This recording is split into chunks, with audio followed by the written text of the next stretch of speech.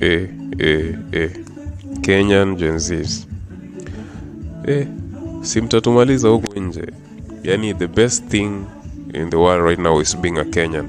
Being a Kenyan is so real. We are the real Africans. Imagine there was a Gen Z who hacked the Tanzanian government system, akajiappoint kama provisional commissioner na akajilipa kabisa 2.8 million Kenya shillings.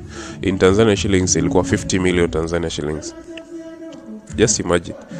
Mwingine hapo anaitwa Njeru, hack bank akatumia 200 million orphans wa Kenya.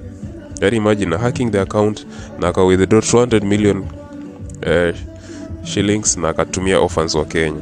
Just imagine. Being a Kenyan is our business. Yeah?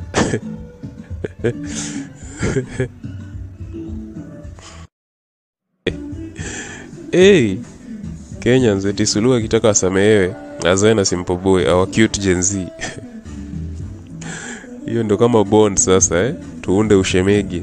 Simple Boy na Suluhu wapate mtoto sasa, at least kuna bond hapo. Yani sasa hii Ruto wako break. Watoto wamefunga shule wako kwa relatives. Hey.